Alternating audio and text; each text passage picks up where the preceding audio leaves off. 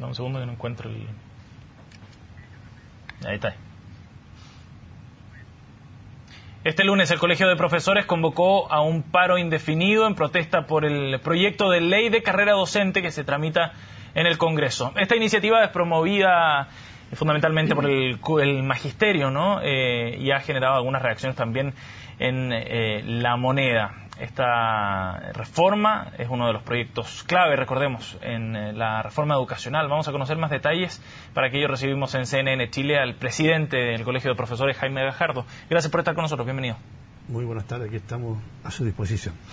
Señor Gajardo, ustedes habían realizado una serie de planificaciones de movimientos, se decretaban de alguna manera en estado de alerta ante esta tramitación de estos proyectos. Sin embargo, decidieron adelantar las cosas y apurar un poco la presión desde la calle, desde la movilización, ante lo que ustedes han llamado como una cierta lentitud en la tramitación de la carrera docente y en desacuerdo a algunos puntos. ¿Por qué este apresuramiento, digamos, antes de que comience a tramitarse o a discutirse en el Congreso el proyecto de carrera docente? Bueno, primero que nada, este es un proyecto que es de mucho interés para los docentes. Aquí nos estamos jugando lo que es nuestro futuro hacia 25, 30 años. Sí, claro. Se habla de una reforma estructural. Entonces, tenemos que actuar a tono a eso. Y en ese sentido es que aquí hubo una consulta donde, fíjese usted, participaron más de 50.000 docentes en todo el país. Más de 50.000, una muestra más que representativa. Y el 97% rechazó ese proyecto que se envió al Parlamento. Después tuvimos una paralización de advertencia el 14 de mayo, donde fue casi total. Y sin embargo, a pesar de todas esas señales y de las críticas y los debates que hicimos y las declaraciones públicas, le mandamos una carta a la presidenta manifestándole nuestras inquietudes por el proyecto, sí, no hemos recibido ninguna respuesta, ninguna señal de parte del Ministerio de Educación. ¿Y a qué lo atribuye usted eso?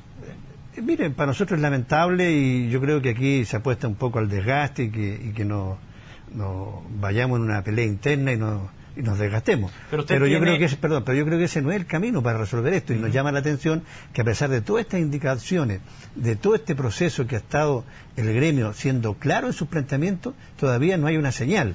Y de hecho hoy día nosotros le decimos y emplazamos al Ministerio a que se debe reponer el diálogo a la brevedad posible. Y desde el Ministerio de Educación, ¿por qué cree que no están dispuestos al diálogo? ¿Usted cree que el proyecto ya está cerrado tal como está y que ahora le están tirando la pelota al Congreso, en definitiva? Es que, mire, aquí siempre se ha dicho, y de hecho la propia presidenta lo manifestó en su discurso el 21 de mayo, de que era perfectible el proyecto y que estaban dispuestos al diálogo. También el ministro ha hablado de diálogo, pero no se plasma esto, no se traduce en hechos concretos.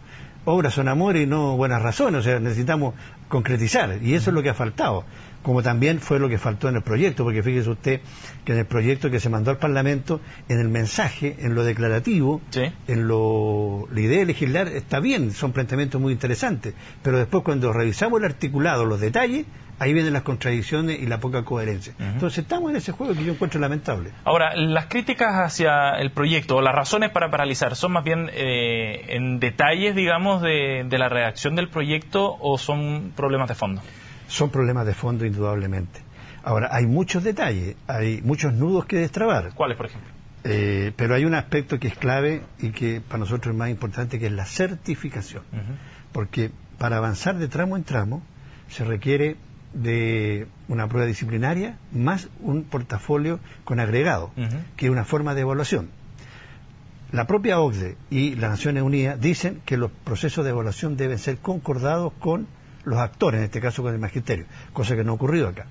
Pero además esa certificación, al poner la prueba disciplinaria como un eje importante, se basa en la desconfianza, porque es como si a usted le estuviera permanentemente preguntando, ya sabe leer y escribir, domina las 4 operaciones, sabe su pega, y eso, si bien es cierto, es algo que puede la gente entender que es muy razonable, pero en la práctica es una forma de presión. Hay otros mecanismos para estar modernizándose, actualizándose, refrescando los conocimientos y no siempre estar bajo la espada de Damocles. Pero ahora, detengámonos en este punto porque me parece que sí, es súper relevante. Efectivamente, yo creo que hay cierta sensación en la sociedad y en algunos expertos también en el tema de educación de que no hay una disposición de parte de los profesores a ser sometidos a evaluación. Mire, eso yo primero es un mito, y es algo totalmente falso, porque usted sabe que hay un proceso de evaluación que se está aplicando ya más de 12 años, sus resultados han sido positivos, de hecho más del 70% son declarados competentes y destacados, y es un proceso que ha caminado. Lo que nosotros estamos diciendo ahora en este proyecto es que se debe modificar ese proceso, hacerles cambio, porque hay que evaluar a la evaluación e insertarla como un solo proceso con la carrera, pero no por separado, porque fíjese usted a lo que está enfrentado hoy día el maestro o la maestra con este proyecto. Por una parte está la 20.501, que a usted le implica varias evaluaciones, está la Ley General de Evaluación, por otro lado, que implica evaluación, y además orientar a la carrera, que también va a haber una forma de evaluación. Entonces un colega me decía, oye, mira, si aquí nos ponemos a hacer todo esto, yo voy a pasar haciéndome trámites, papeleo, evaluaciones, y no trabajar para lo que él fue contratado. Pero es una forma también de garantizar que la enseñanza y la calidad de los profesores sea la adecuada. Por supuesto, pero no es la única forma, hay muchos otros mecanismos, porque eso se puede traducir en un agobio hacia el docente. Ahora, aquí nosotros reclamamos un aspecto, porque es muy fácil solamente centrar toda la crítica en los maestros o las maestras. ¿Y qué pasa con las universidades no acreditadas y que están formando docentes?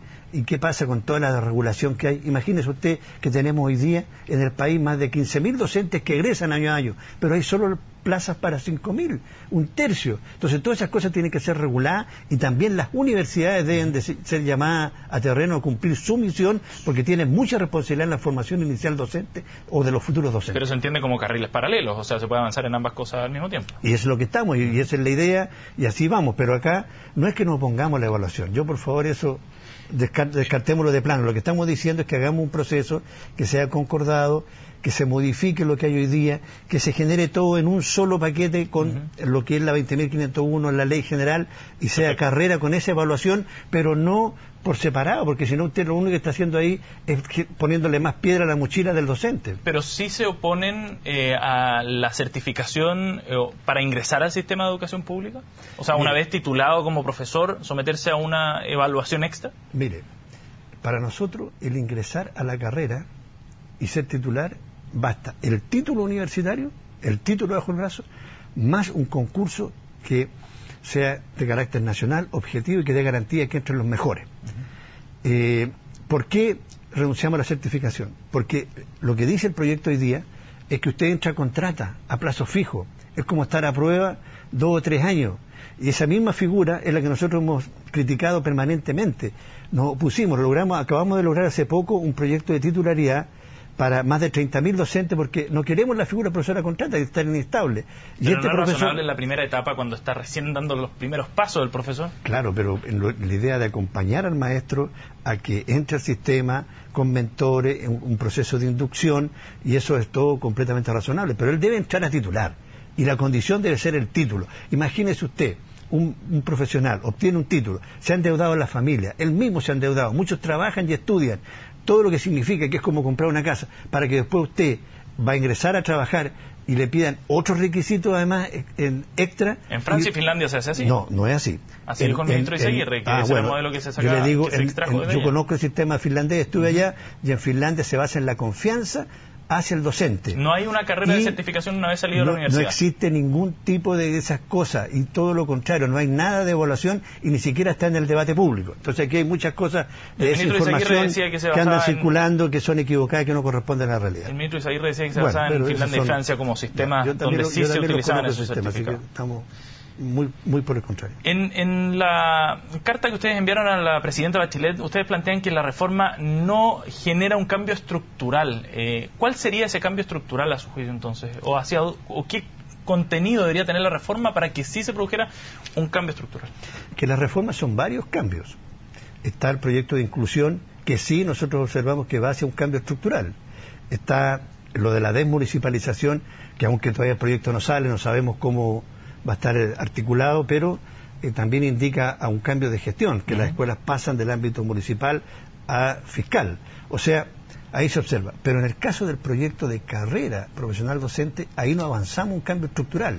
Porque si usted plantea una progresión en los tramos y un ingreso a la carrera que está basado en esta certificación, usted lo está haciendo sobre la base de la desconfianza hacia los docentes, lo está haciendo en base al marco de la buena enseñanza, al individualismo y a la competitividad, y que son ejes que hoy día están más bien enrielados en la educación de mercado que en la educación pública. Entonces, por eso nosotros criticamos de que no hay un cambio estructural, que no hay un cambio de fondo, que no, es como regular lo que existe mejorado con algunos aspectos de forma y que... Pero hay algunos cambios sustantivos, por ejemplo, el aumento de los sueldos o la posibilidad de ir subiendo peldaños en la carrera y avanzar en términos de sueldos. Mire, sobre el aspecto de las remuneraciones, también la sensación de la opinión pública es que esto significa un valor.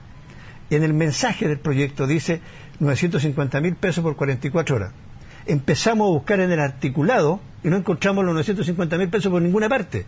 Incluso hemos hecho todos los cálculos y a lo más que puede un profesor por 44 horas es aspirar a menos de 800.000 pesos y nosotros estamos planteando 800.000 pesos por 30, o sea, 950.000 pesos por 37 horas. Entonces hay un crecimiento, pero es a la gente que ya está instalada, que no es tan como lo han mostrado de película, como se dice, pero además para toda la parte inicial, la parte de los primeros 5 o 6 años, es prácticamente un crecimiento cero.